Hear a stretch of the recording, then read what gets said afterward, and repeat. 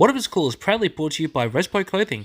Feel like a champion by wearing the merch from all the stars, including Luke Resner, B Squared, Savannah Rowe, John Stop Action, Nova Nichols, The Cooters, and my personal favourite, Conflict Axiom. So feel like a champion by checking out Respo Clothing. They can be found on Facebook and on Instagram.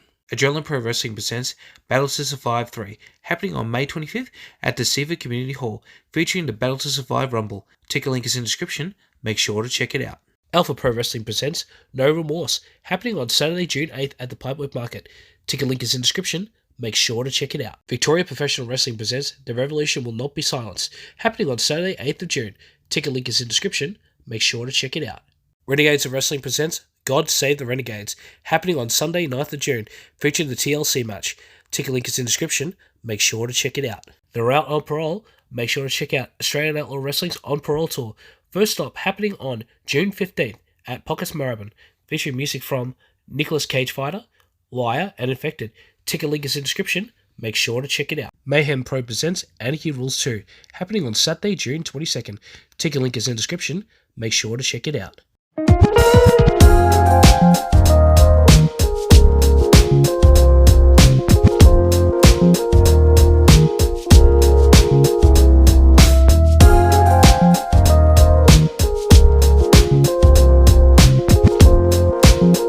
Hello and welcome to another episode of What If It's Cool, the show where we talk about anything and everything that is cool in the world today. I don't have COVID, but I'm clearly very sick at the moment, Daniel Paul Crow. And on this episode, I have a sit-down interview with Owen Steadman. We talk about how he discovered wrestling, how he actually got into the industry, and his amazing matches with Adam Brooks and Lochy Hendricks. So sit back, relax, and enjoy. I'm not even 21 yet with Owen Steadman. Owen, thank you for being a part of What If It's Cool. I do apologise because we've actually rescheduled this quite a few times. That's my own fault. No, that's all right. But I've also rescheduled on a really, really hot day. That's my fault. But yeah, how you doing? Because it was what, 38 degrees yesterday, I think. Top of, I believe so, yeah. Yeah, and right now I think it's 32. Wow, and I'm in a sauna in my room at the moment. But yeah, oh god.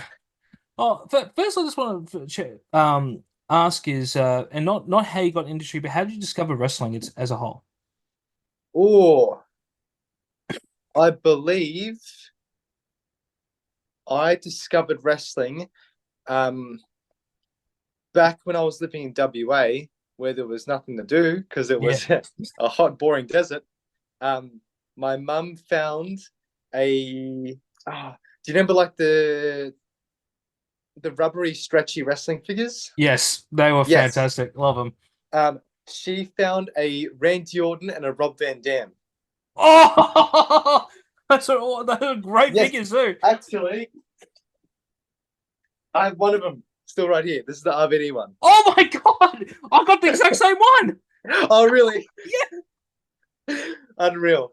But yeah, no, so this and Randy Orton, and that was how it started. It didn't start TV or anything like that. It started like this. Then that incentivized me to watch it. Yeah. So, yeah. Oh wow! Hang on, just because I've got that figure. Does yours still have the ponytail, or did it rip off? Because mine's ripped off. So I got these from an op shop, so I don't know what it came with. Oh no! You know the back of RVD's head. You know his ponytail. Oh, the ponytail. Is it still there? Yeah. Oh, you're lucky because mine came off. Yeah. Oh. I've treated him all right. So. Oh my god! But so when did you actually start watching wrestling? When did I? Yeah. Probably age 7. My earliest memory of wrestling. Again, I probably watched it before this, but my earliest vivid memory of wrestling was the Royal Rumble in 2006, where Ray won. What a great Rumble to check out as well. My God, I'm having flashbacks because I remember my cousin decided to because I was living in the Philippines at the time and we were a month so how they structured back in the day was they were a month out, and my cousin decided to tell me who was eliminated, who won every match, and I wanted to, and because I don't want to get in trouble, I wanted to unalive him. and like it was that was great rumble, but I hated the fact that I sat there and I can't remember what the first match was, but he's just sat there and as the second person comes out, he's like, "Oh, this is what happens. This is all the spots are going to happen, and this is who's How going to." dare you? All right, okay, I'll let you have that one. Shush.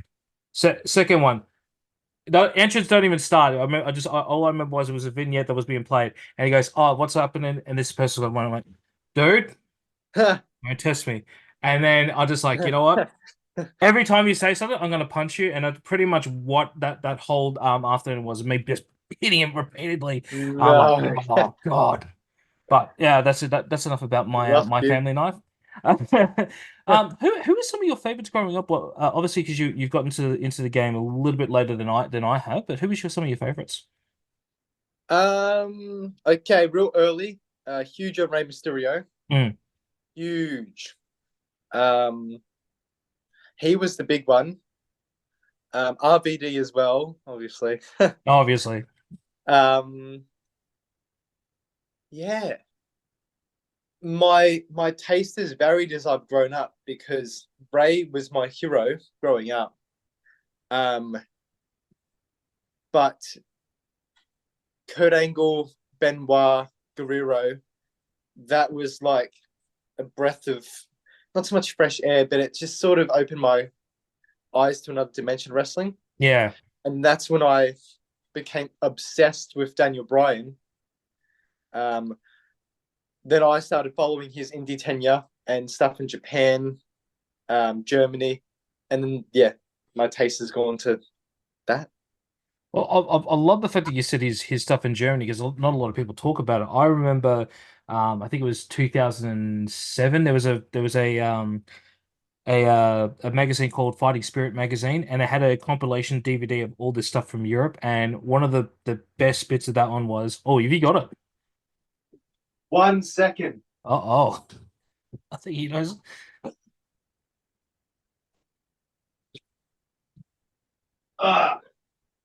Is it this? No, not that one, but I know that one too. Oh, radio.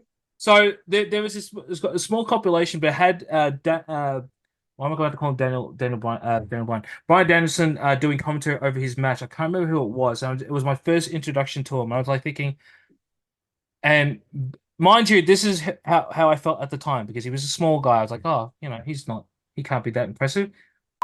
Blew it out of the ballpark with me. I thought he was fantastic. There was another, it was like a fatal four-way. I remember there was a guy by the name of Johnny Storm, um, who did this move where he just put his leg up and just hit him with the. It's. I have to try and find it and get someone to do a reaction video with that one because that was a great match as well. But that was how I discovered it, and I found a lot of stuff through mutual friends of his stuff in Germany. He was phenomenal, absolutely phenomenal. He was hated over there though. Mm. Yeah. When you go over there and calling yourself the American Dragon, not Bryan Danielson, the American Dragon, because that's what he started off as, right? Of course, you're going to get a lot of hate. Yeah. Yeah, Oh, but sure. it didn't matter because the guy could wrestle. Yeah. And I know some of the listeners are going to be saying, "Hang on, Dan, you said you're not a big fan of it." I said I don't think he's that good, is what I'm saying. Doesn't mean I don't appreciate his work because he's actually amazing. I just think he's overrated. That's all. Do you think Danielson's overrated? 100%. Okay. Oh yeah. All In right. my opinion, more than Ginnikro Tenryu, Inoki, Misawa, I have Danielson as my go. Okay. The biggest reason why I think he's overrated because when it comes to everything, when it comes to wrestling, the biggest his biggest weak point is his promos. I Yes. cannot on it, and like this is why I can't go all the way in. I've had multiple arguments with several wrestlers, including my sleepless cousin Emilio Crow, saying that he should be on my in my top 10. He's not my top 10 because I can't believe him. If I can't Yeah. believe your promo, right, and I'm just going purely on your wrestling ability, it's not. I can't do it. Like reason why I always put Eddie Guerrero as my GOAT. Promos were fantastic. in work was fantastic. He could do no wrong in my eyes. Right? That's why he, in my opinion, the greatest of all time. Daniel would be there. Daniel Bryan, sorry, would be there if he could have a great promo. I just can't believe him. And That's fair. that hairstyle as well. I don't know what's he doing with the braids right now. I think he's trying to be me back in the circa 2009. Um, insert photo of me having braids back then. But no, like moving on from that, how did you discover Australian wrestling? Because obviously, a lot of people see it on TV but don't realize we actually have a local scene here. Um, GPW, DPW. GPW, because I live in Traralgon, Mm.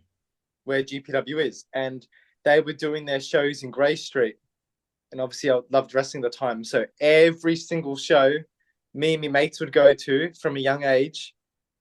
Every single one we would go to and we'd have a blast every time. That's how I discovered it. All right. Did you just see a poster or was it like how did you actually find it? Or was Yeah, it that's right. Yes, they used posters around town. Mm. Yeah, effective marketing, obviously.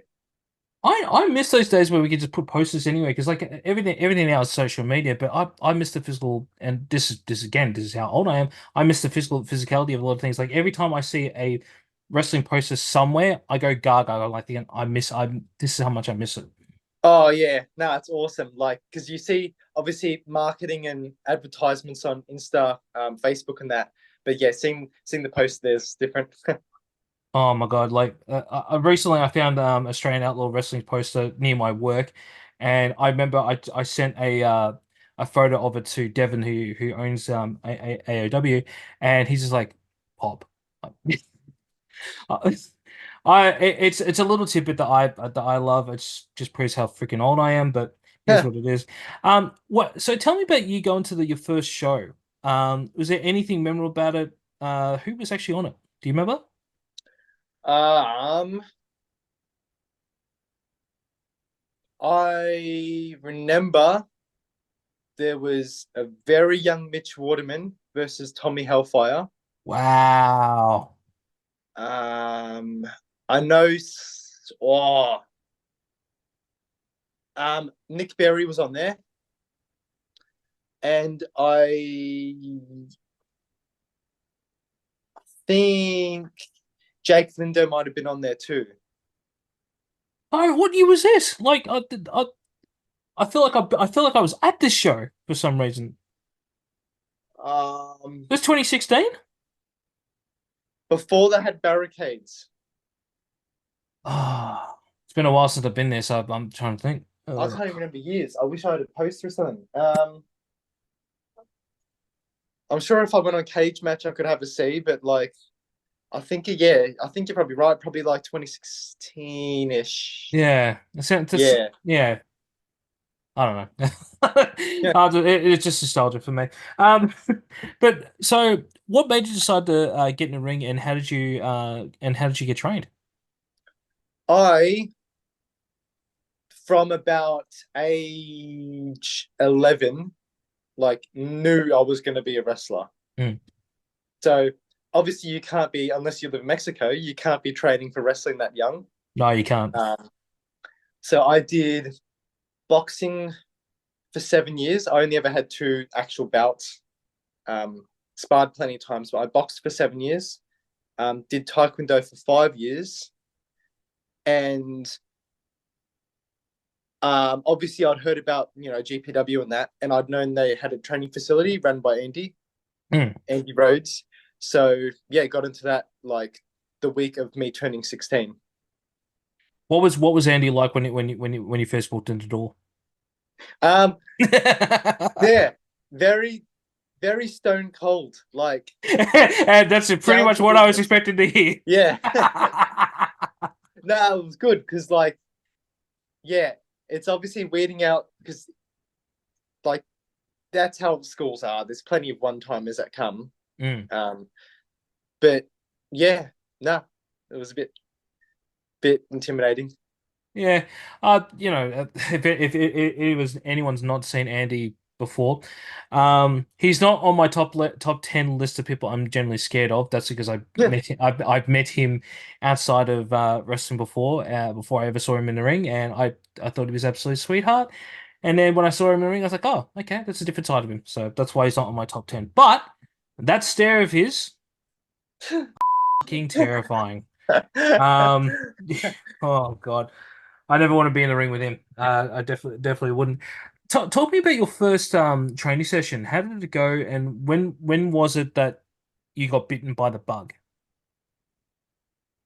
My first training session, so I don't know what year it was, but I was 16. Hmm. So whenever that was. Wait, hang on. How old are you now? So I'm 20, turning 21. So okay, so 5 years ago. Yeah. So I've come in and we do these things called MEs. It's muscular endurance training. Mhm. So it's just a big planogram of different single sets exercises you have to do in succession after each other. And Andy's obviously said this monster one that we have to do. And I was like 60 kilos at the time. Like I was tiny. And he's like, oh, so if you can't do this, everyone has to do 500 squats. Oh God. I did it, and I feel like I did it decently. And yeah, that was my first training session. And yeah, obviously I would have been doing rolls and that closer to the end of the sesh. Yeah. And it's just all the way through. You're just like, yep, this is for me. I'm gonna continue. Oh, 100%, never a doubt. Yeah, never a doubt. Oh God, what I wouldn't want to be under the pressure that if I didn't do it, and then all of a sudden everyone around me was going to do 500 bloody squats. I could barely do 5, and like just getting everyone else to do 500. That's terrifying. So how long before you debuted?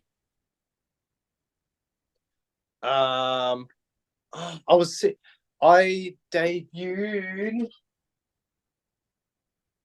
April 22nd, 2020, must have been 2022. Yeah, April 22nd, 2022. I've got a poster of it. Oh, yeah. Yeah. Let's see it. Don't hide it. Oh wow. Yeah. So, yeah, I was meant to debut a few times before that, but like COVID was having its way. Yep. But yeah, I debuted then, and I debuted against Jake Lindo. How did that match go? Let's talk about it. I'm happy with it. It received like high praise from the boys in the back. Yeah, it was good. I had all my mates there. The fam there. It was great. Yeah, loved it. Was it so? Like, did everything go to right? Did you, or was there any? I'm turning into Chris Jericho right now. Was there any botches in there? No. Oddly enough, none. We had a suicide dive spot, like top rope missile drop kick bump spot,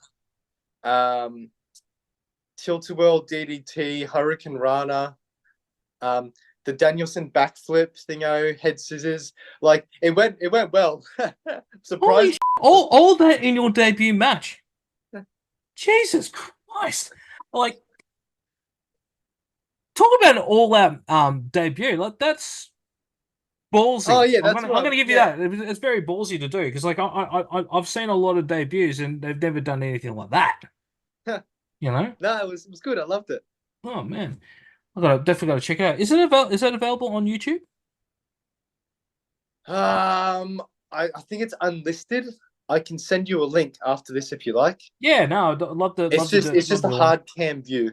That's okay. I would love to see the footage and possibly even do a episode of Reaction Wrestling Wednesdays with yourself, in the future. But that one, awesome. love to talk about that. Have to get in contact with John. I know he's busy at the moment, sleeping. Yes, John, I know.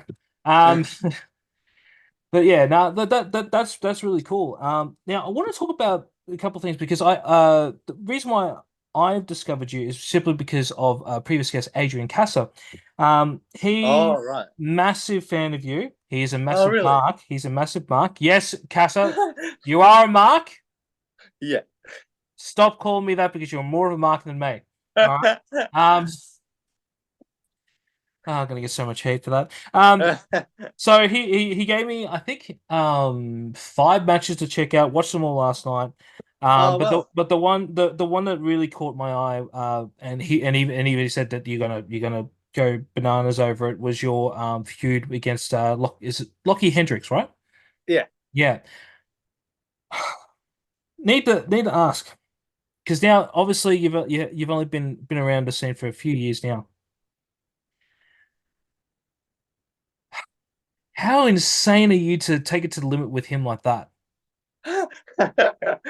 uh, uh, I'm not too sure, to be honest.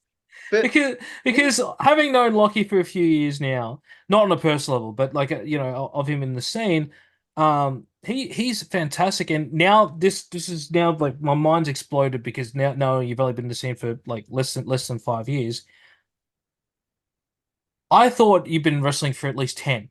And this is not me kissing your ass. This is me being genuine with you at the moment. I thought you were wrestling for at least 10 because the last one you did before, How you did old the do you match, think I am?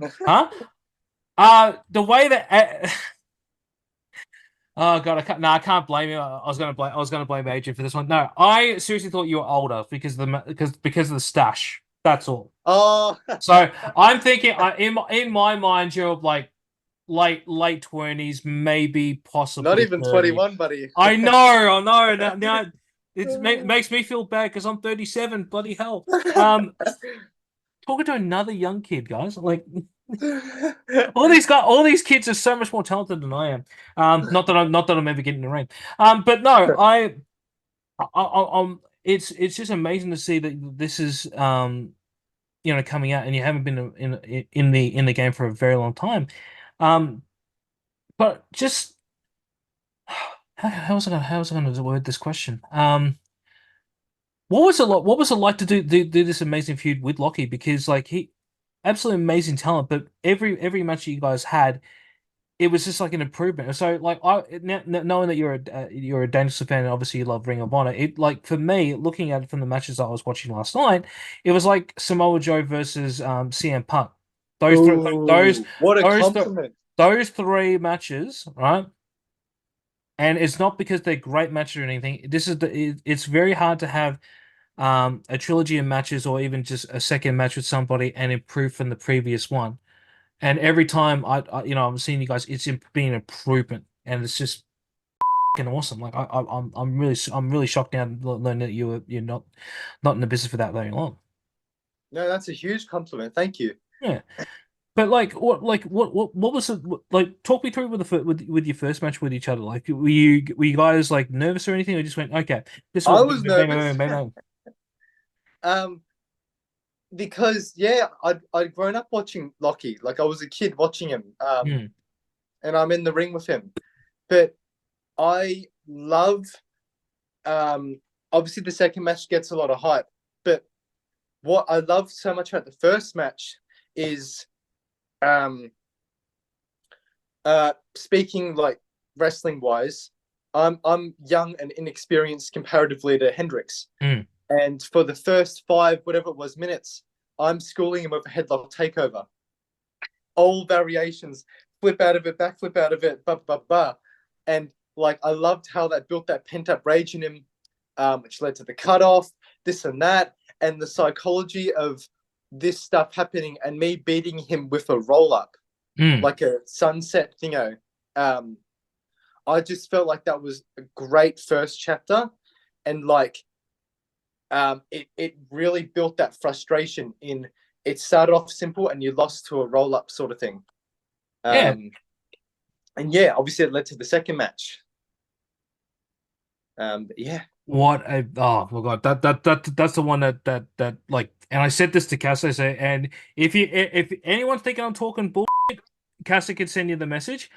After that match, I instantly became a fan of you from Oh, this one. really?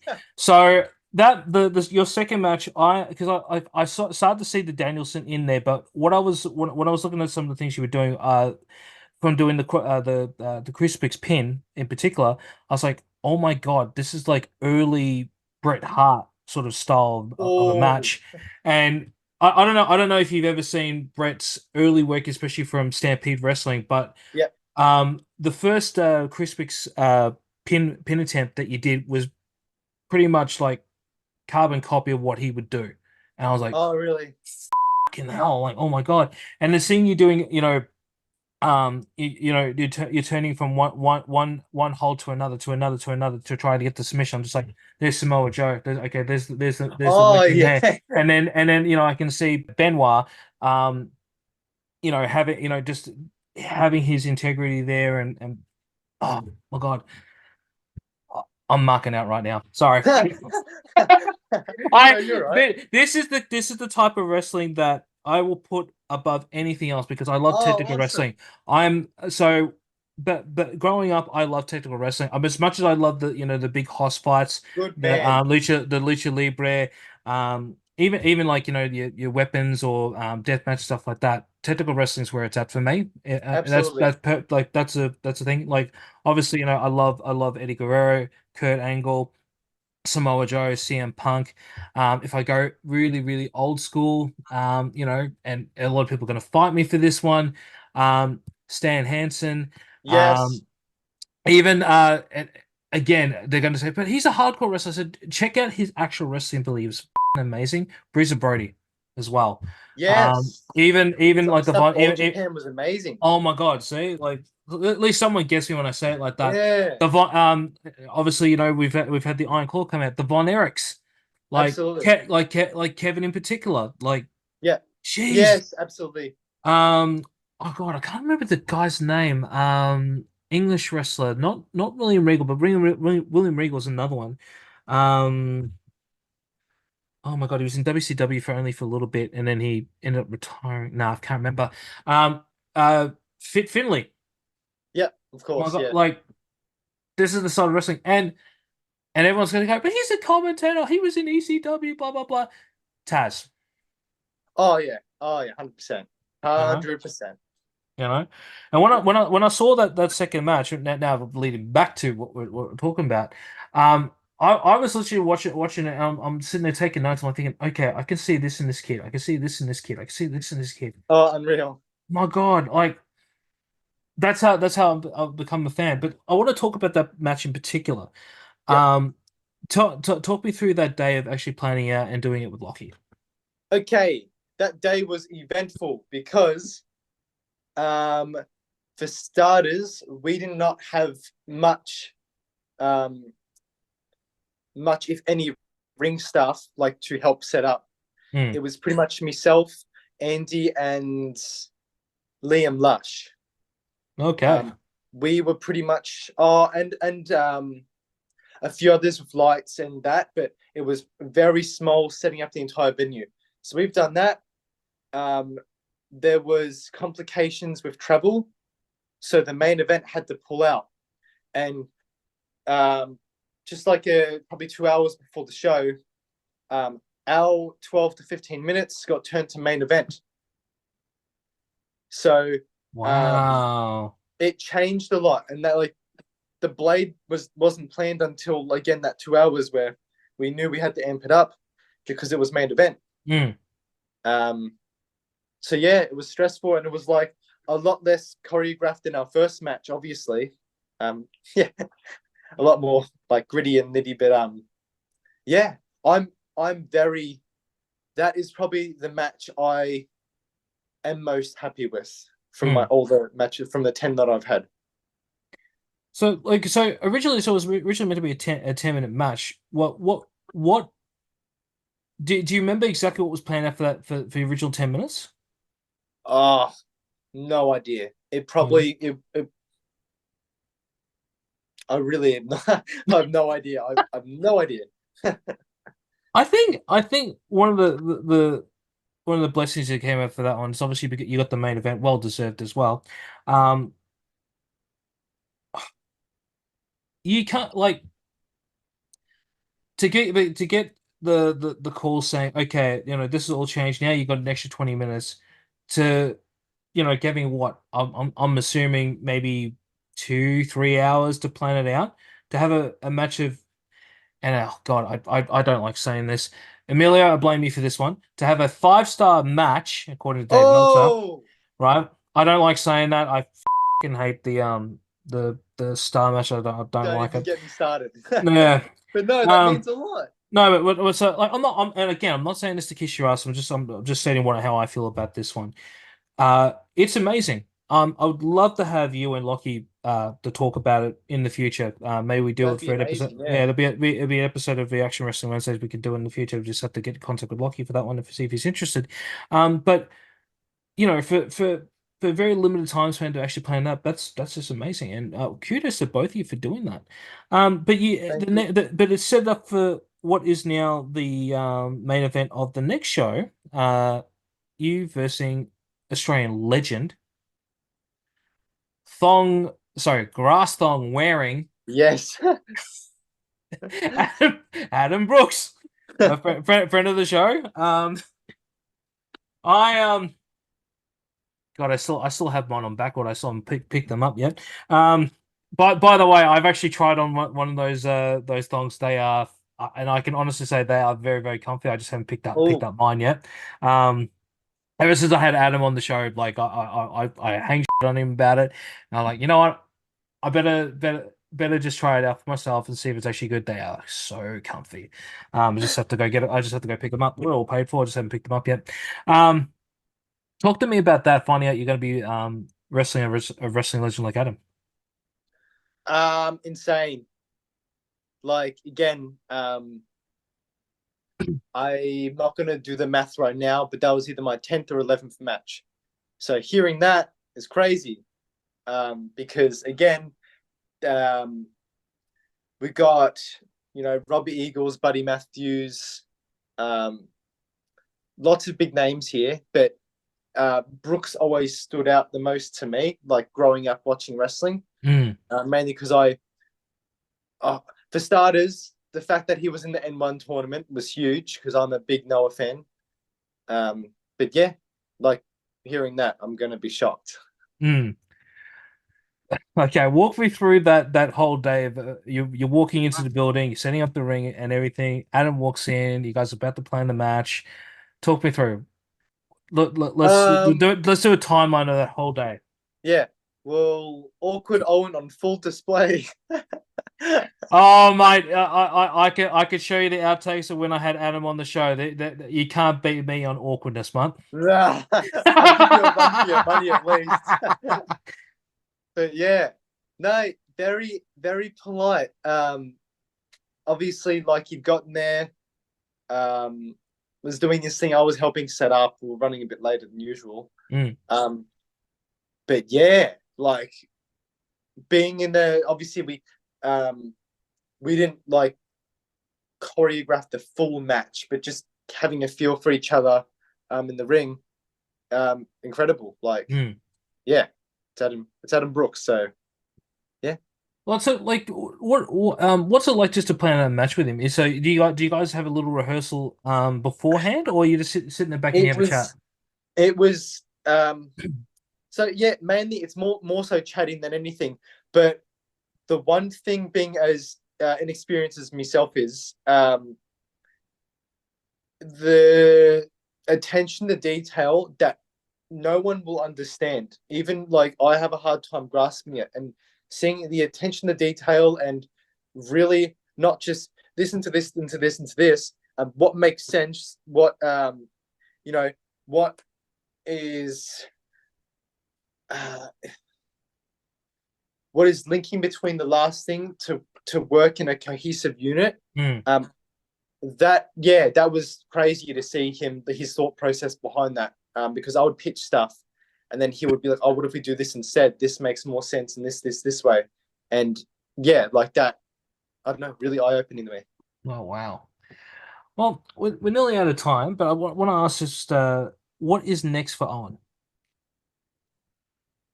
I'm not too sure, to be honest. I've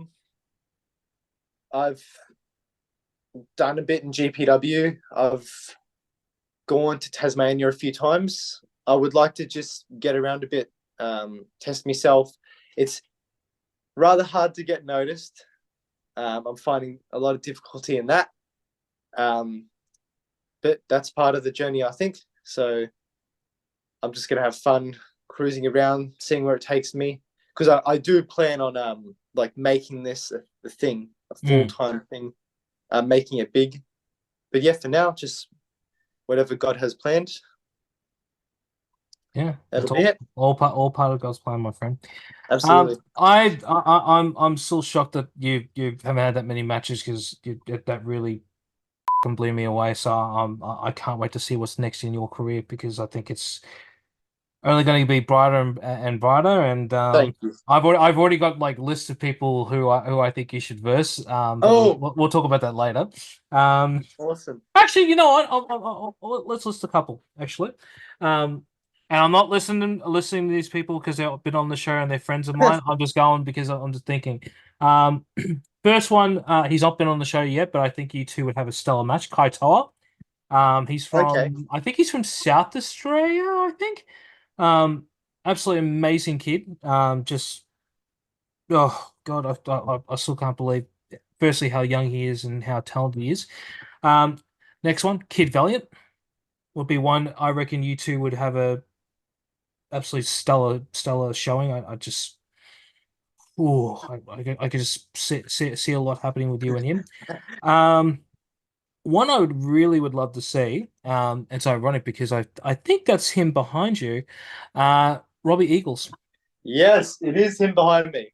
No, that's the one I'd pay good money to see.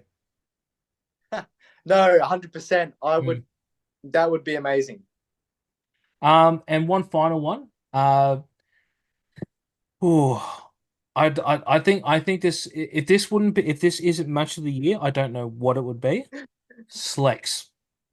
You and Slex, having seen Slex rise above the ranks and everything, right? Knowing his capability and knowing and seeing what you bring to the table, especially going toe to toe with Adam Brooks, I reckon you guys would have a match of the year contender right there. Ooh, big compliment. I definitely want to see that. When it happens, please let me know because I'll make sure if I have to sell a kidney, I will definitely be at that show. All right. We've come to the staple question here on what if it's cool. What is something that you find cool that nobody else does? Okay. People may find this cool. I have not stumbled across someone who does. I am a big fan of weird Simpsons merchandise. So okay. We got props. I think. Oh, we got props. I love props. Coin thingo. Sorry for people who are listening, but Owen's showing a money box, and there's two coin openers there for Homer's hairs. That is the funniest thing I ever seen. We got a mug. Now this is a big key holder, but it's a mug as well. Oh my God! Wait, I got a few more. Oh yeah, no, bring him out of the woodworks. I want to see all these. We got just a full mug. Yeah, I love that one. We got posters. Oh yeah, no, yeah, I've sold those in the past. Golf balls. But he can't play golf. Why would they make it? I don't know. Do I love them? Yes. Yeah. Yeah. Oh wait. Bart Simpson egg holders. No. Yeah. No. Oh my God. I've got like a full wall of Simpson stuff. Like the thing my phone is leaning on. your 2024 calendar, great. Oh my God. Yeah, all around my room. Oh, you got. I have to have you on the episode where we talk about The Simpsons. There's so many people who are going to probably be part of the episode. Like, obviously, we've got Nova Nichols who has said that she loves The Simpsons. We think Bo Bowman loves The Simpsons. Harrison Cunero loves The Simpsons. Oh my God, I think everyone on this bloody show who's been on the show loves The Simpsons. I think everyone's It's just going to unreal, have to isn't give it? 2 cents. Like, it's funny because like I haven't thought about The Simpsons in a good long few years. I've only started watching the series again, thanks to my son, because we were watching the movie and he's like, "Oh, can you watch the TV series as well?" I'm like, "All right, cool." Well, I'm now up to season 33 on not Netflix, on Disney Plus. Disney Plus, yeah. Right? I have to admit, like, I know I hang shit a lot about The Simpsons, but I'm actually kind of liking the new episodes. Like, I'm not It laughing. wasn't bad. Like, yeah, I'm 33, not, yeah. 34, they've come back a bit. I just don't like, because some episodes go for an hour. I was like, why the hell are they going for that friggin' long? I'm like, and then I was like, it's like a full story, and then there's like obscured episodes as well, which is now canon. Like, I think they went back in time and they came back, and it's still part of. It's actually not a Halloween episode. It was actually canon. Like, Oh, right. okay, I'm like, all right, so we're gonna be the Flintstones. All right, yeah, but no, like it's starting to come around again. I'm hoping hopefully I'm gonna, the next few seasons before it eventually ends, gets it back to where it was. Or if you believe that fan theory, Homer wakes up from that accident and then turns out that Don't you dare. the last few years has all been a blur. Don't you dare. And I honestly think that is the best way to close out The Simpsons, is that he woke up and all that doesn't make sense. That's why none of that happened. I have not cried at a movie, a show, a song, or anything visual or audible, like media-wise. I would, if that was how it ended, I would 100%. Yeah, I'm just thinking of like a great idea for another episode. Everyone comes onto the show and they give me your best Simpsons fan theory.